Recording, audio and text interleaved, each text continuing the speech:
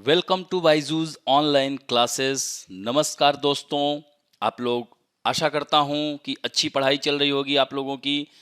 आज हम लोग 14 अगस्त 2020 के विभिन्न समाचार पत्रों में से आपके लिए खबरें लाए हैं, जिसमें राष्ट्रीय और अंतर्राष्ट्रीय जगत की होंगी, यानी नेशनल और इंटरनेशनल। अब देखिए, राष्ट्रीय और अंतर्राष्ट्रीय में हमने बात किया तो उसमें राष्ट्रीय अंतर्राष्ट्रीय में विज्ञान जगत से भी हो सकती हैं, आर्थिक जगत से भी हो सकती हैं, पॉलिटिकल साइंस से भी हो सकती हैं खबरें, स्पोर्ट सेक्शन से हो सकती हैं खबरें, पुस्तकें एवं पुरस्कार राष्ट्रीय और अंतर्राष्ट्रीय। तो इस तरह से जो आपके वनडे एग्जाम की मांग है, उसी को देखते हुए हम लोग एक एक करके पॉइंट्स को डिस्कस करते हैं जो रोज समाचार पत्रों में आते हैं। तो आइए एक एक करके हम लोग डिस्कस करते हैं। पहला, नेशनल एंड इंटरनेशनल अफेयर, यानी राष्ट्रीय और अंतरराष्ट्रीय मामले, जिसमें पहला टॉपिक होगा वह राष्ट्रीय है, यानी Modi becomes the longest serving non Congress PM. Narendra Modi वर्तमान में देश के हमारे प्रधानमंत्री हैं, तो गैर कांग्रेसी प्रधानमंत्री हो गए हैं, सबसे लंबे समय काल तक देश के प्रधानमंत्री बनने वाले। तो ध्यान रखिएगा, तो Narendra Modi of the Bharatiya Janata party non Congress prime minister of the country serving the longest period, यानी सबसे ज्यादा समय तक रहने वाले। इनका टेन्योर अगर देखा जाए, इससे पहले अटल बिहारी वाजपेयी जी 3 बार प्रधानमंत्री बने थे भारत के।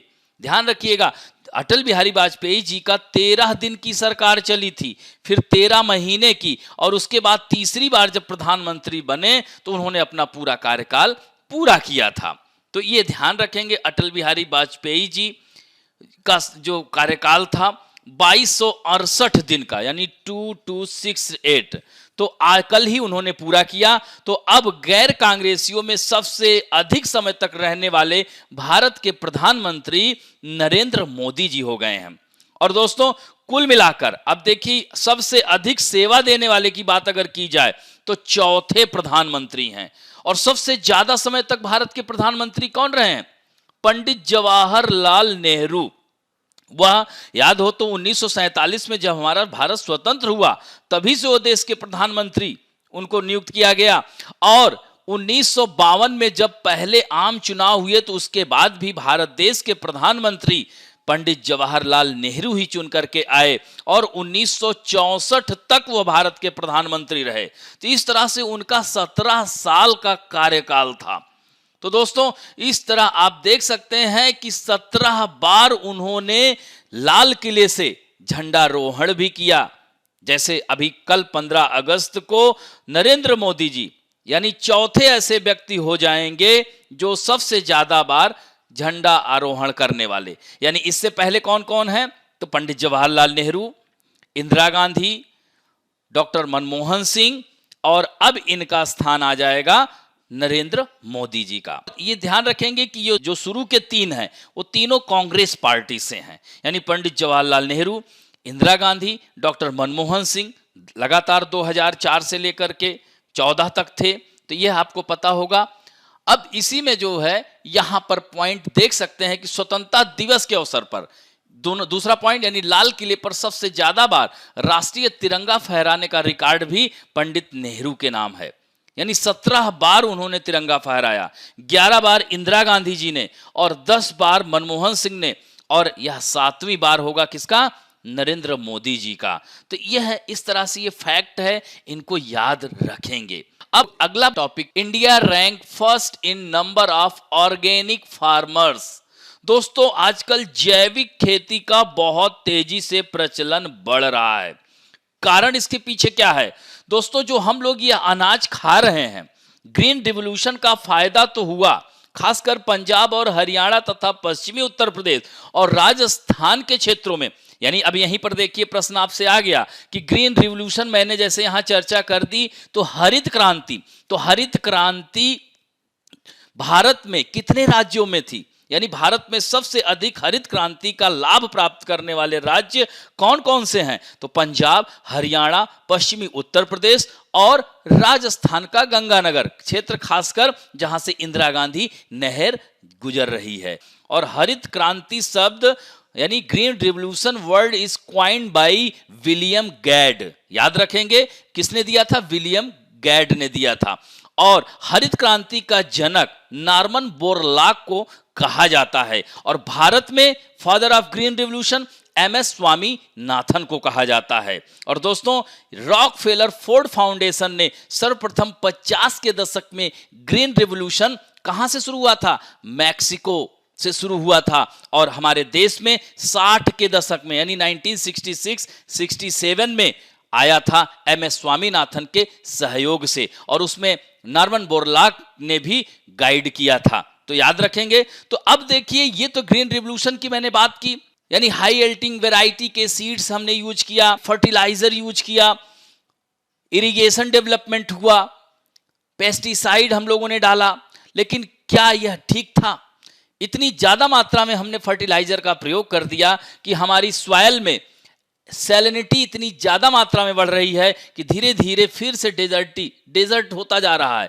यानी खासकर दक्षिणी हरियाणा, दक्षिणी पंजाब, गुजरात, राजस्थान का क्षेत्र, जहां जहां अनवांटेड वाटर यानी वाटर मैनेजमेंट नहीं है, जिसकी वजह से उनके ऊपर सफेद सफेद रेशेस पड़ जाते हैं, व्हाइट रेसेस पड़ जाते हैं, जिन्हें रेह ऊसर या कलर कहा जाता है। और दोस्तों, इसका हमारे शरीर पर भी प्रतिकूल प्रभाव पड़ता है, इसके साइड इफेक्ट्स हैं। यानी दोस्तों, हम लोग साल भर में कम से कम 100 ग्राम जहर खा रहे हैं। तो ऐसे में जैविक खेती यह बहुत ही महत्वपूर्ण है। तो भारत जैविक किसानों की संख्या में पहले स्थान पर है, और जैविक खेती के तहत क्षेत्रफल की दृष्टि से भारत 9वें स्थान पर है। और भारत का जो सिक्किम राज्य है दोस्तों, कहां है ये? बहुत ही खूबसूरत राज्य है सिक्किम।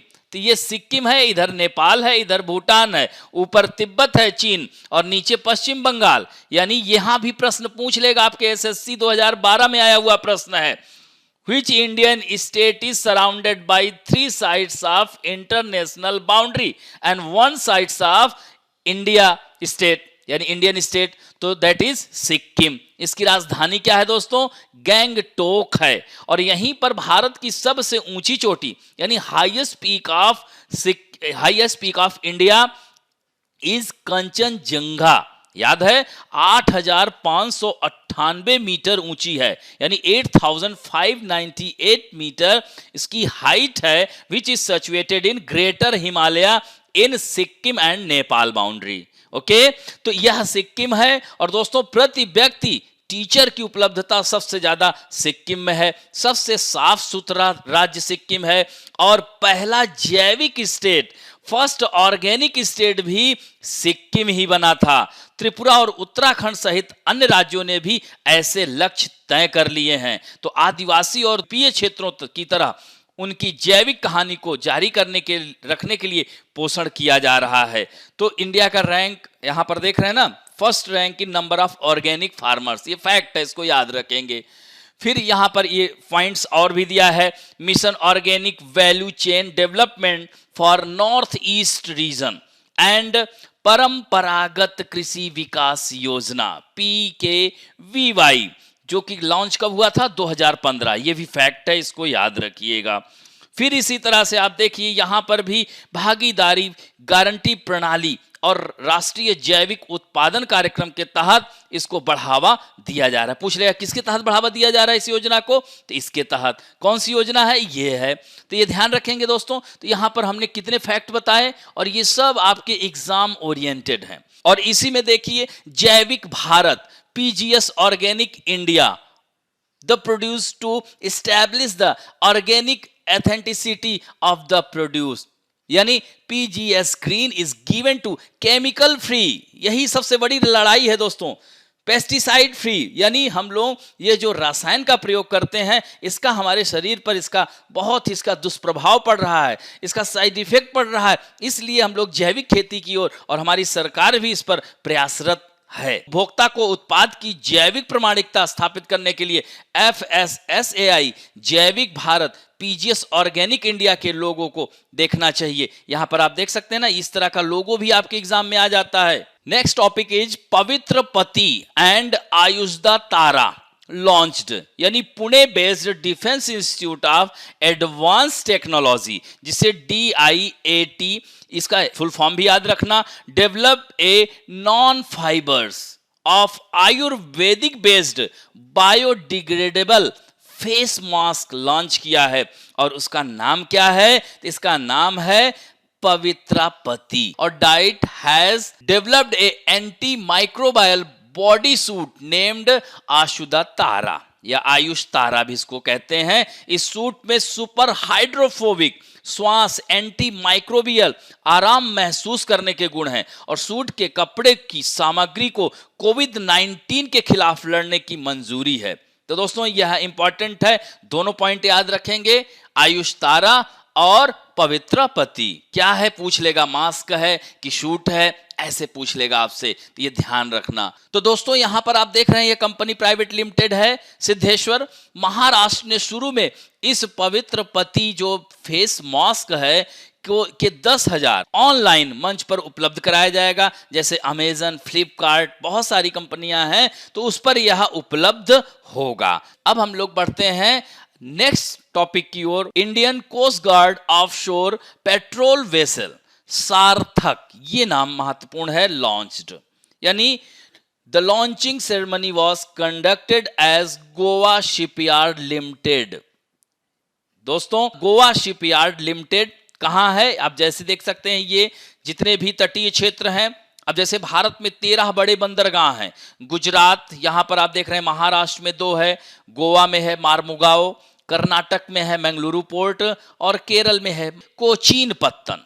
इसे जो है मसाला बंदरगाह के नाम से जाना जाता है। तो गोवा शिपयार्ड यहां पर होगा, गोवा में। Sarthak is an offshore patrol vessel of the Indian coast guard, यानी अपतटीय गश्ती पोत है। कौन? सार्थक। अब जैसे दे देगा कि अभी हाल ही में भारत ने लॉन्च किया अपतटीय गश्ती पोस्ट, और 4 नाम दे देगा, सार्थक, वज्र, ऐसे करके दे देगा।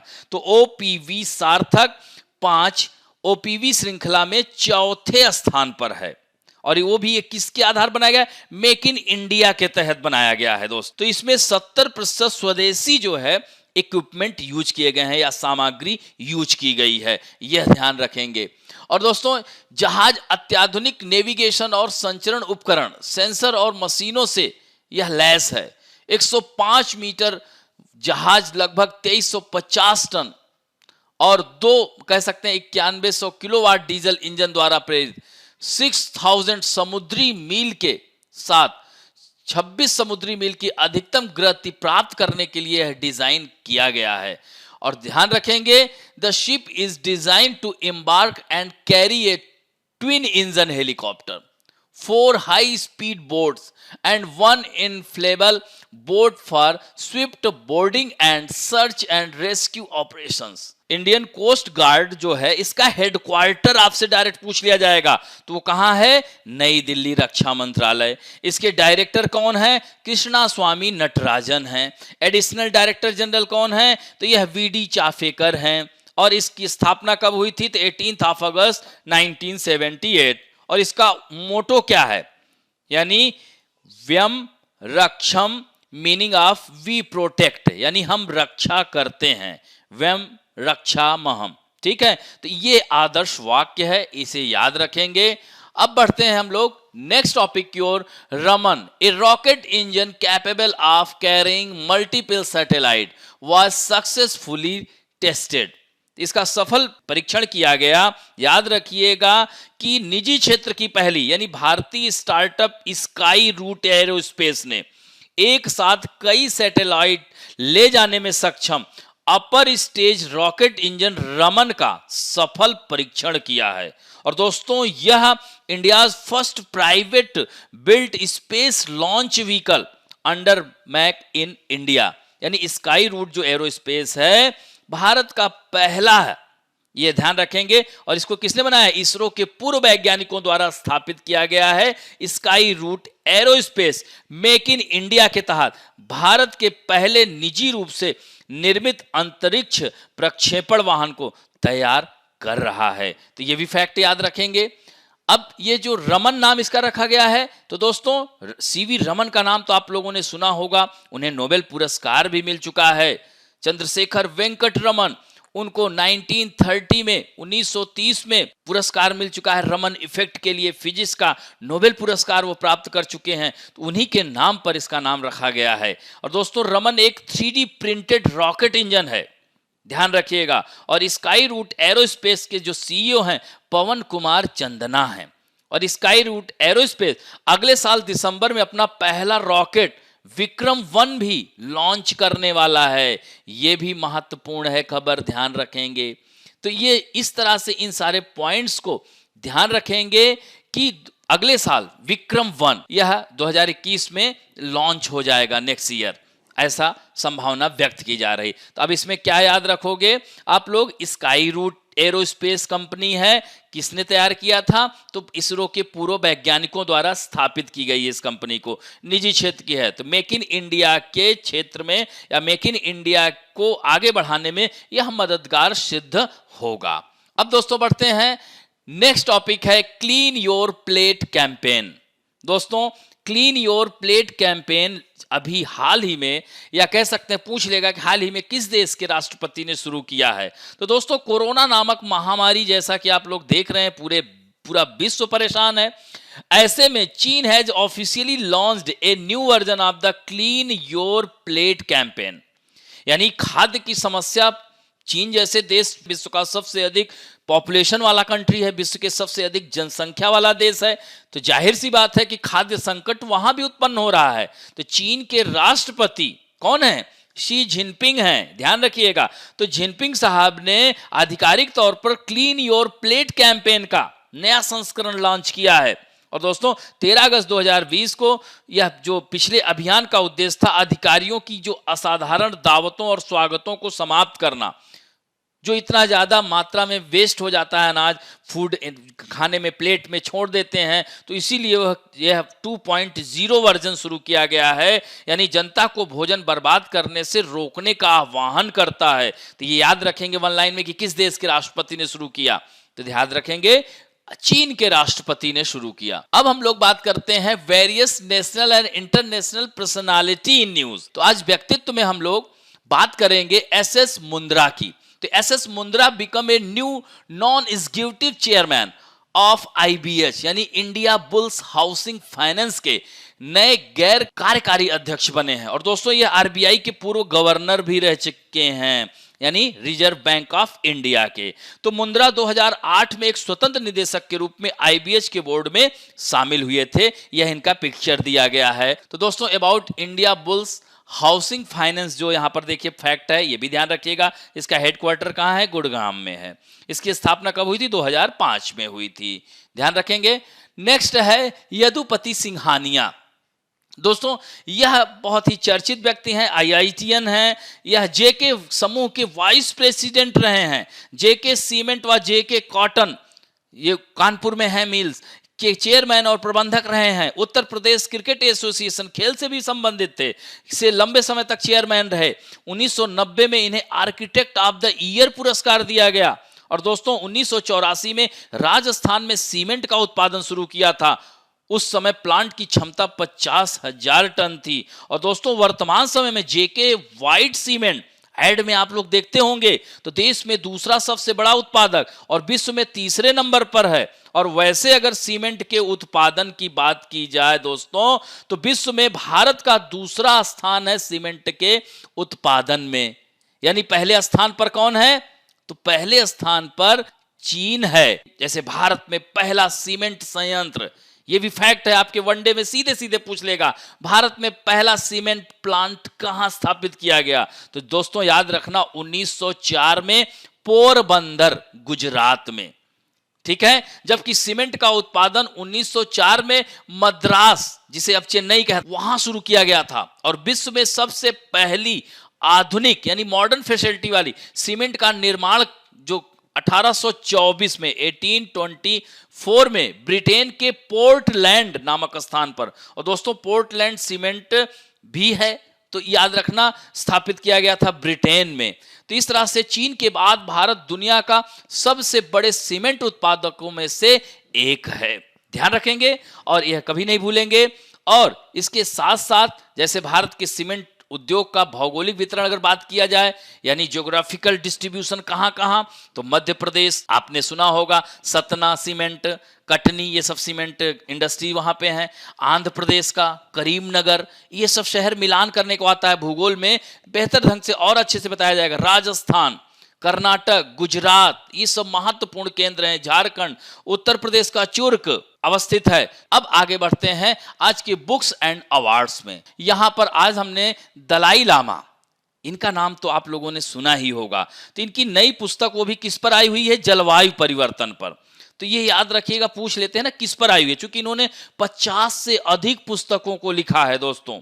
तो यह नवंबर 2020 में जारी की जाएगी। पुस्तक का नाम है our only home, a climate appeal to the world, और इसे कौन प्रकाशित कर रहा है, तो हनोवर स्क्वायर प्रेस कर रहा है। और दोस्तों अपनी नवीनतम पुस्तक में दलाई लामा के राजनीतिक निर्णय लेने वालों को जलवायु परिवर्तन के मुद्दे पर गतिरोध और अज्ञानता से लड़ने के लिए और एक अलग अधिक जलवायु अनुकूल दुनिया और युवा पीढ़ी के लिए अपने भविष्य को फिर से हासिल करने के अधिकार पर जोर देने के लिए कहा है इस पुस्तक में। यानी सस्टेनेबल डेवलपमेंट की बात करेंगे, इकोसिस्टम को बनाए रखने की बात करेंगे, इस तरह से इस पुस्तक में इन्होंने लिखा है। और it follows his 2019 publication dedicated to children, बच्चों को समर्पित पुस्तक है। दया का बीज, लेसन यानी जीवन के सबक और परम पावन दलाई लामा की शिक्षाएं, यानी lesson from the life and teaching of his holiness the Dalai Lama, his autobiography and a book on philosophy. तो यह इसी तरह 2018 में पारिस्थितिकी, नैतिकता और अंतर्निर्भरता यानी जलवायु परिवर्तन पर अग्रणी विचारकों के साथ बातचीत में दलाई लामा यानी ये पुस्तक प्रकाशित हुआ था। तो यानी इसको क्या कहेंगे, ecology, ethics and interdependence, the Dalai Lama in conversation with leading thinkers on climate change. तो दोस्तों इनको भी याद रखिएगा, चर्चित व्यक्तित्व हैं दलाई लामा। इन्होंने 5 सूत्री शांति योजना, चूंकि ये शांत बौद्ध धर्म के अनुयायी हैं, और महत्वपूर्ण यह तिब्बत में यानी 14वें दलाई लामा, इनको तेंजिंग ग्यात्सो यानी तिब्बत के राष्ट्राध्यक्ष और आध्यात्मिक गुरु हैं।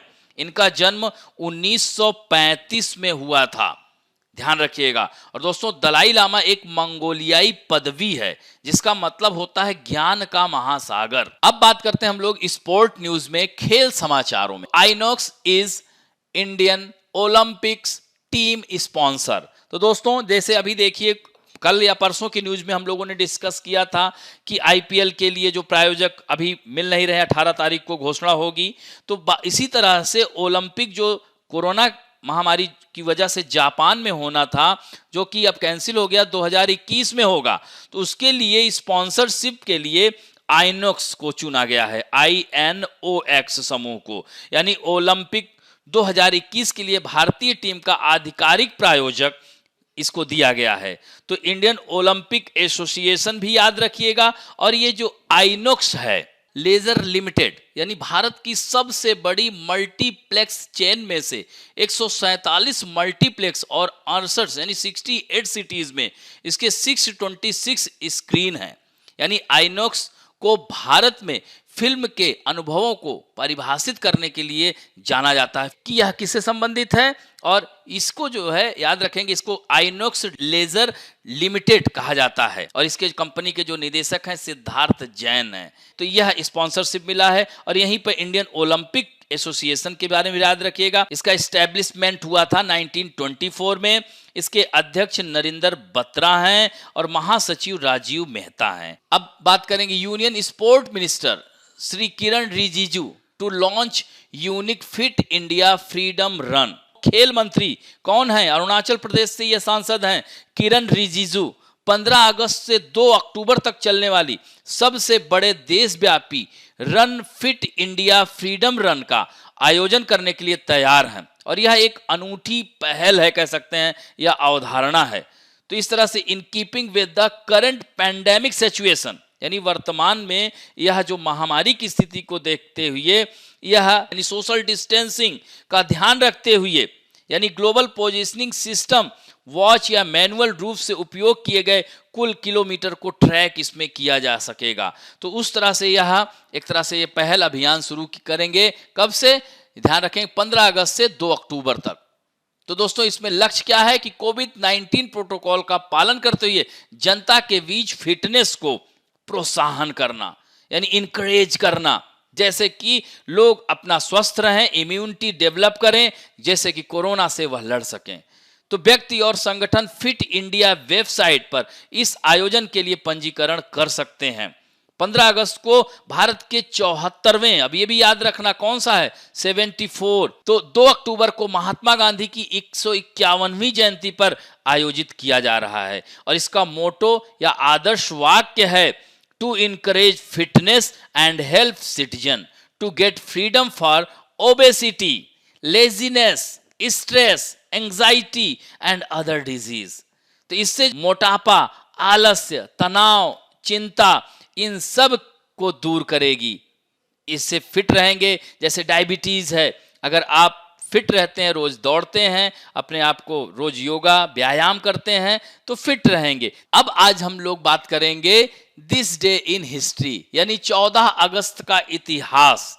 क्या रहा है 14 अगस्त का इतिहास? आइए एक एक करके हम लोग डिस्कस करते हैं। तो आज के 14 अगस्त के इतिहास में हम लोग सबसे पहली चर्चा करेंगे 1862, यानी 1862 establishment of Bombay high court. तो बॉम्बे हाई कोर्ट की स्थापना कब हुई थी?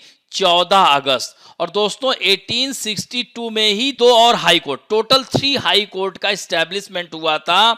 याद रखेंगे तो वो कौन कौन सा है? मद्रास, कैलकाटा एंड मुंबई। तो इसमें अगर पूछ लिया जाए सबसे पहले किसकी हुई थी, तो याद रखना 1, 5, 14, यानी 1 जुलाई सबसे पहले कैलकाटा, फिर 5 अगस्त याद रखेंगे मद्रास या चेन्नई हाई कोर्ट, और 14 अगस्त जो कि आज है, याद रखना मुंबई हाई कोर्ट की स्थापना की गई थी। और हाई कोर्ट किस अनुच्छेद में है? अनुच्छेद 214 में देश में हाई कोर्ट होंगी। यानी हमारे देश में वर्तमान में हाई कोर्ट की संख्या कितनी है? पहले 24 हुआ करती थी, अब तेलंगाना भी बन गया है, तो टोटल 25 हाई कोर्ट हो गया। यानी 1 जनवरी 2019 को 25वां हाई कोर्ट जो बना है वह तेलंगाना उच्च न्यायालय बना है। ध्यान रखेंगे, इससे पहले हैदराबाद हाई कोर्ट हुआ करता था, अब क्या हो गया?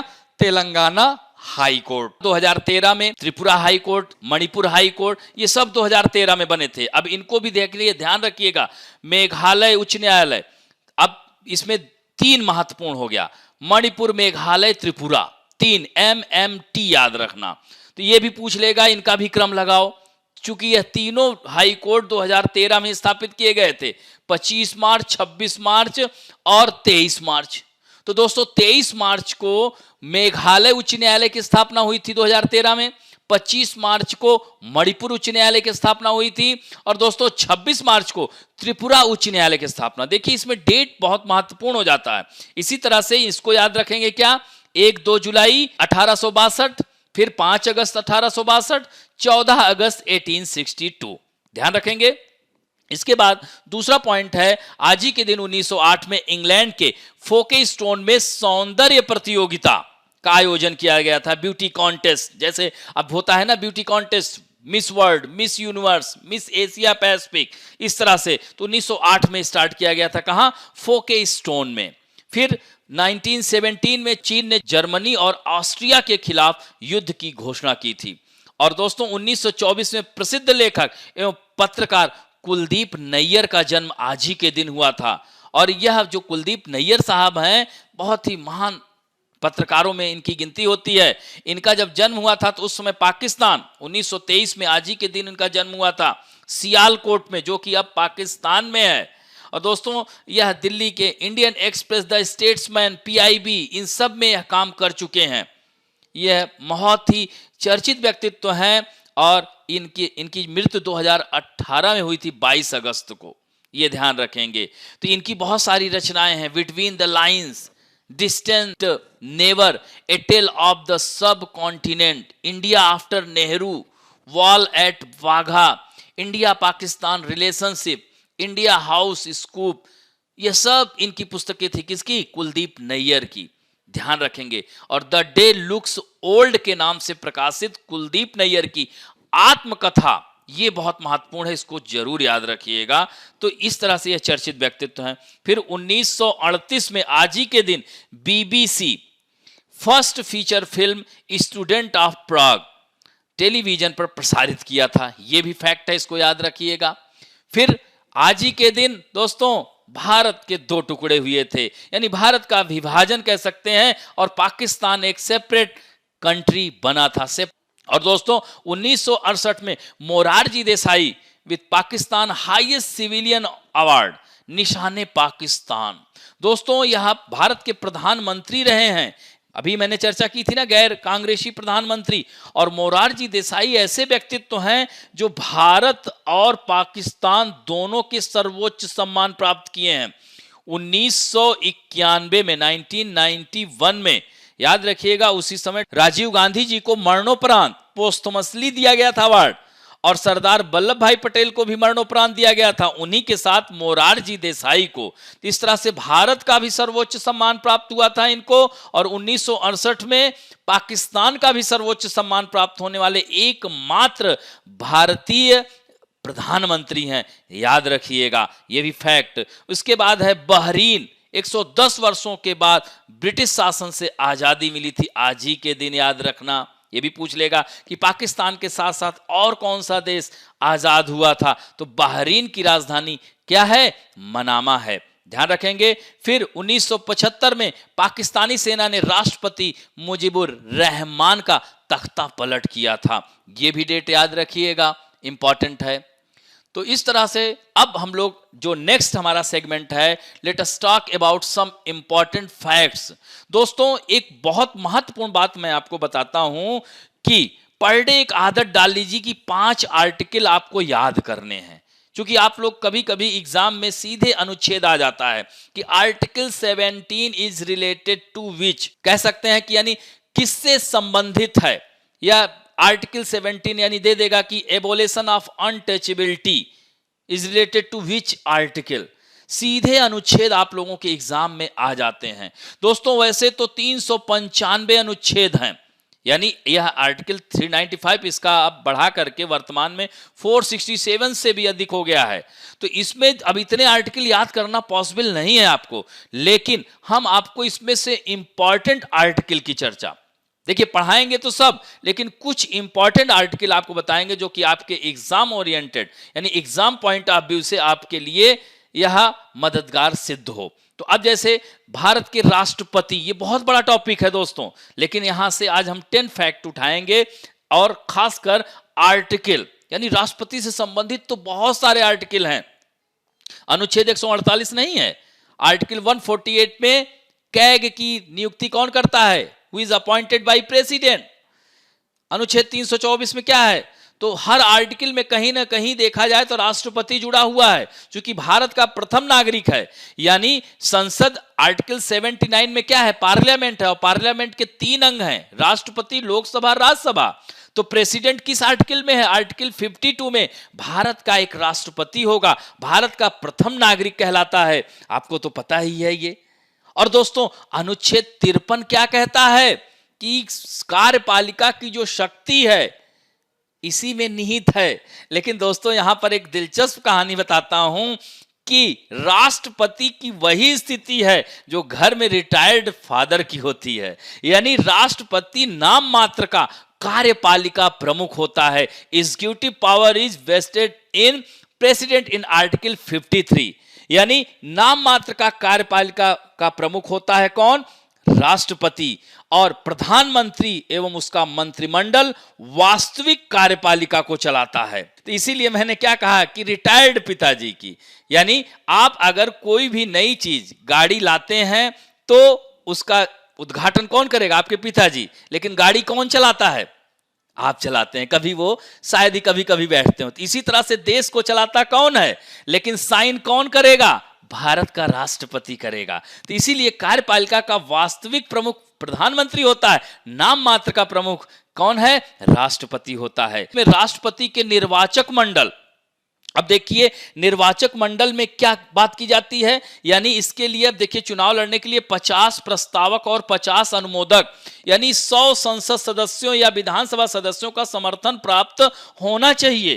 तो यह कौन होंगे, कौन इसको वोट करता है? तो all elected member of upper house and lower house and all legislative assemblies, MLA, यही वोटिंग करते हैं, यही पार्टिसिपेट करते हैं प्रेसिडेंट के इलेक्शन में। ध्यान रखेंगे।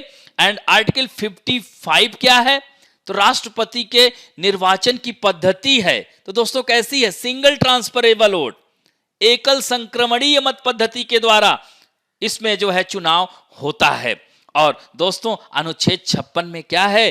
राष्ट्रपति का कार्यकाल है 5 वर्ष के लिए होता है। यदि उसकी मृत्यु हो जाए तो उसकी जगह उपराष्ट्रपति राष्ट्रपति पद पर होता है। उपराष्ट्रपति भी ना हो तो उसकी जगह चीफ जस्टिस ऑफ इंडिया होता है, वो भी ना हो या सीनियर जस्टिस जो है चुन करके राष्ट्रपति को बनाया जाता है। फिर 6 महीने के अंदर ही इलेक्शन कराए जाते हैं। अनुच्छेद 57 में यही है, पुनर्चुनाव, 6 महीने के अंदर चुनाव कराया जाता है, फिर नए राष्ट्रपति का चयन किया जाता है।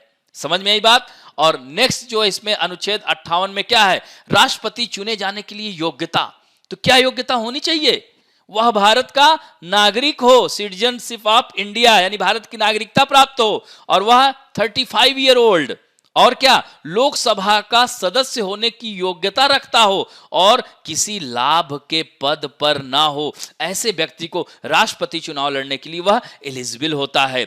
और दोस्तों अनुच्छेद 60 क्या कहता है? कई बार आपकी परीक्षाओं में आया है। तो टेक ओथ, यानी कौन इनको शपथ दिलाता है? चीफ जस्टिस ऑफ इंडिया, मुख्य न्यायाधीश दिलाता है। और फिर उसके बाद अनुच्छेद 61 में क्या है? Process of impeachment. ये कहां से लिया गया है? यूएसए के संविधान से। तो इस पर महाभियोग प्रक्रिया लाई जाती है। और दोस्तों महाभियोग की प्रक्रिया संसद के किसी भी सदन में लाया जा सकता है अनुच्छेद 61 के तहत।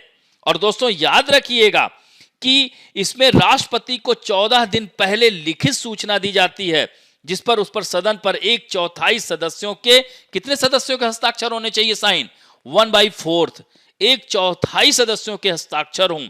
फिर 14 दिन को नोटिस दिया जाता है। 14 दिन के अंदर वो अपने आप को निर्दोष साबित करे, नहीं सदन में उपस्थित 2/3 सदस्यों के द्वारा, कितने? 2/3 सदस्यों के द्वारा इसके ऊपर महाभियोग लाया जाता है और इसे पद से हटा दिया जाता है। लेकिन आज तक अभी भी किसी भी राष्ट्रपति के साथ ऐसी घटना नहीं हुई है। अगला है अनुच्छेद 72, आर्टिकल 72, पार्डन, रिप्राइव, यानी यह फांसी की सजा को माफ कर सकता है, कम कर सकता है, आजीवन कारावास में बदल सकता है। तो वह क्या है? अनुच्छेद 72 है। याद रखेंगे, लेकिन मंत्रिपरिषद की सलाह पर। ध्यान रखिएगा। और दोस्तों अनुच्छेद 123, one of the most important article in your exam, कह सकते हैं आपके एग्जाम के पॉइंट ऑफ व्यू से बहुत इंपॉर्टेंट है। याद रखिएगा, power of president to promulgate ordinance, यानी अध्यादेश जारी करता है। तो कब अध्यादेश जारी करता है? अनुच्छेद 123। इसी को उल्टा कर दोगे अनुच्छेद 213 में गवर्नर करता है, वो हम आगे चर्चा करेंगे। तो दोस्तों अध्यादेश कब राष्ट्रपति जारी करता है?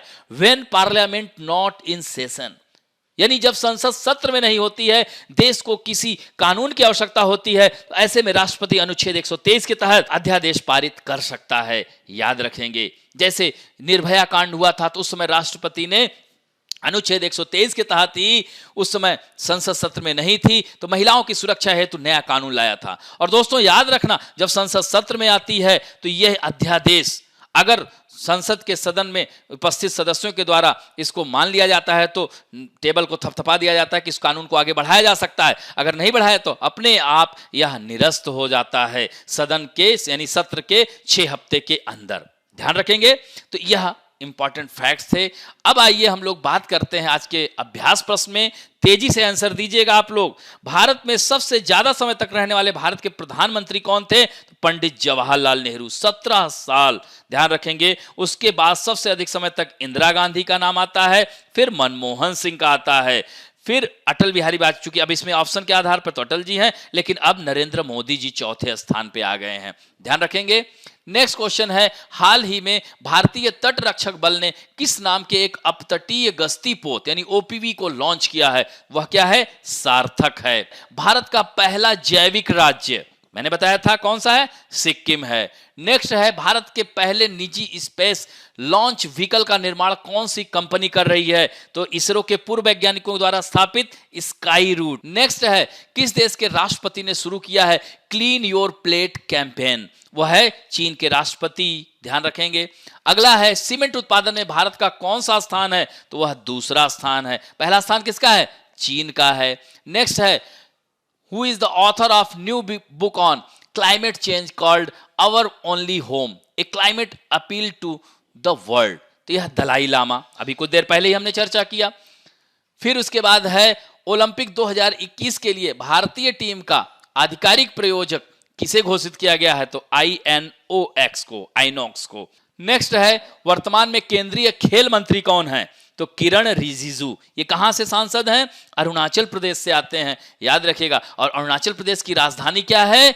ईटानगर है। Which prime minister of India has the highest honour of both India and Pakistan? यानी भारत के कौन से प्रधानमंत्री हैं जिन्हें भारत और पाकिस्तान दोनों का सर्वोच्च सम्मान प्राप्त है? तो वो है मोरारजी देसाई। मैंने बताया था ना आपको, 1968 में आज ही के दिन इनको मिला था और 1991 में भारत रत्न मिला था। लाल बहादुर शास्त्री जी को पहला मरणोपरांत 1966 में मिला था, ये महत्वपूर्ण है। और 1955 में पंडित जवाहरलाल नेहरू जी को मिला था, ध्यान रखेंगे। और इंदिरा गांधी जी को भी यह महत्वपूर्ण हो जाता है, 1971 में मिला था। तो आज हम लोगों ने राष्ट्रीय अंतर्राष्ट्रीय जगत की लगभग सभी खबरों को लिया जो महत्वपूर्ण, जो आपके परीक्षा के दृष्टिकोण से ठीक रही। और आशा करता हूं कि आप लोगों को ये क्लासेस अच्छी लग रही होंगी।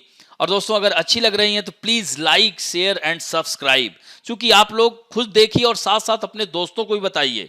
मैंने क्या कहा कि इस समय ये आपदा का समय है, इसमें अवसर की तलाश कीजिए, घर बैठे आपने आपको सफल बनाइए और सफलता प्राप्त करिए। क्योंकि एग्जाम अब लगातार, आप लोगों की परीक्षाएं, अब मैंने क्या कहा, आज जैसे बिहार एसआई का फॉर्म आ गया है, उसमें भी इन्हीं तरह से प्रश्न पूछे जाएंगे। अलग से एक हिंदी, सामान्य हिंदी पढ़ना पड़ेगा, उसमें जैसे पर्यायवाची, विलोम, यही सब आते हैं। और ध्यान रखें कि आप लोग खुद भी एक बार, चूंकि आप अपने हाथ से अगर लिख लेते हैं, और ध्यान रखें किसी भी चीज को अगर आप 5 बार रिवीजन कर लेते हैं तो वो आपसे भूलेगा नहीं।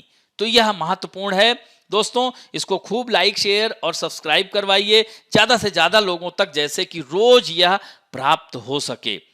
क्योंकि आपके पास अभी, जैसे मैं इस न्यूज को बना करके अपलोड करूंगा, तुरंत आपके पास पहुंच जाएगा। और आप इसमें से क्वेश्चन प्रैक्टिस करिए। पर डे 10 क्वेश्चन हम लोग दे रहे हैं, 10 फैक्ट दे रहे हैं, इतिहास से संबंधित प्रश्न दे, मतलब एकदम आपके एग्जाम पॉइंट ऑफ व्यू से ही हम लोग डिस्कस कर रहे हैं। तो इस तरह से अब हम विदा लेते हैं। थैंक यू दोस्तों।